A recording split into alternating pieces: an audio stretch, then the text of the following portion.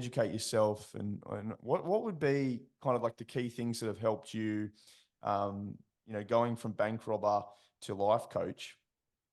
What's kind of helped you in that transition? You've said, Jeffrey Morgan, the mindset coach, standing in a room with lawyers, corporates, business Doctors, doctors, business business people. owners, um, and being on like Mark Burris's podcast and that kind of thing, and holding conversations with people like that. What's helped you with that transition? Is it just an innate drive to learn more, or is it something where you've had to really manage your own personal,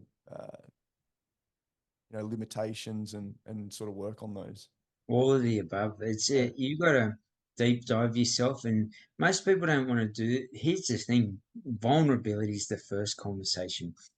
Before you do that, you got to unpack your invisible backpack. So your invisible backpack, all your past experiences, and I'm talking whether it's workplace, relationships. I'm talking about the one with yourself as well, life, business, whatever it may be. And you might think you failed, you made a mistake, you effed up, all of the above.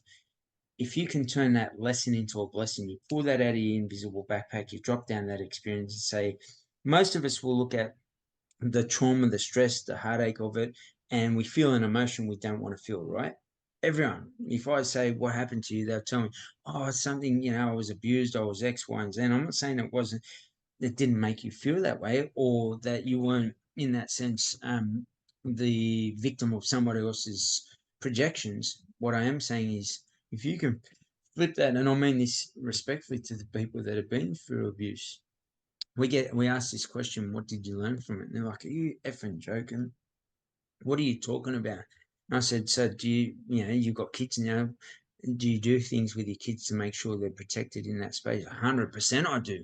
I said, so did you learn something that could be passed on to other people, so we can create a system procedure that allows us, whether you're walking your kids to go to the toilet in a public space, and you walk in with them or something, where before you've let them walk in by themselves. There's a story shared from one of our clients who does this, and that, unfortunately, that kid was assaulted, molested, and killed within that toilet space. And while their parents waited outside, so what are we learning in spaces? And I mean that respectfully to that story and family, but that's the context and depth of this conversation.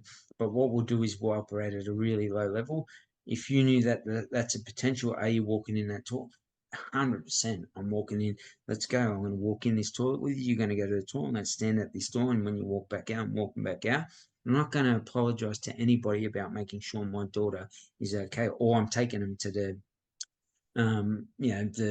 disabled toilet. If no one's around, they can use that. I'll shut the door. They're in there by themselves, and I know that they're safe and they come back out. That's the depth and context to that conversation, my brother. And we just don't do it as a society. We operate at a really low level, and we accept that. And then we get damaged and hurt by, and that, we're going to carry that for how long in our invisible backpack? Probably the rest of our lives. So how do we unpack that? What are the lessons that became blessings? And all of a sudden, and I'll talk on this depth level so people get a real understanding. That person had sat in that trauma for a long time, and recently they've reflipped that. They're actually crushing life because their perception correction, I call, has been one of a positive towards an outcome that allows them to become an advocate for that space. And the lessons that they learned from it make sure, not only that, now they've learned 50 other lessons from other people, and they're starting to put together a really strong system that parents can protect their children. Does that make sense? And I'm talking in that space, let alone business, life, relationships, whatever it is, domestic violence we spoke about before. How much is it worth to have protection in that space towards people that might be victims? How much is it worth towards helping others make better choices so they don't become the perpetrator? It's priceless, right? So unpack that invisible backpack, take a step-by-step process to it, and understand that when you step in that space, you spoke about it, the imposter syndrome, whatever you want to call it, right? What am I doing here? There's all doctors, there's surgeons. I spoke at a conference, biggest conference I spoke at, and there's 3,000 people. A lot of them were doctors, surgeons, and so forth. And I'm like, what the F are you even doing here? But the common denominator, and I want you to think about this and everybody else, we're all human beings, relatability and authenticity. And if you can find that common ground, the titles don't mean nothing. It's the education, inspiration, motivation, knowledge that you share.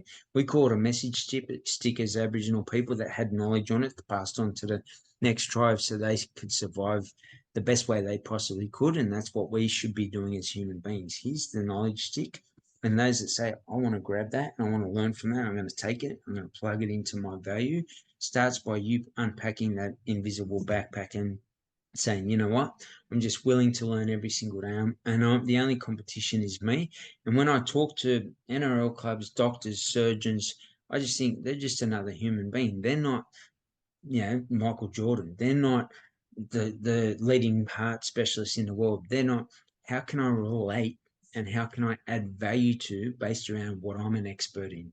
And if you do that and you are constantly upgrading your skills, knowledge, listening, learning, reading, writing, etc., practicing, acting, people are going to say, hey, have you spoken to Jeffrey Morgan? His knowledge in his space is unbelievable. But if I go and try and talk heart surgery with somebody, now I've got myself in a position where, I'm not as good as them. I haven't had that many years of experience. You can gain a lot of experience by putting in the time, energy, and effort into the space to create the human you want to be, and valuable, man, priceless.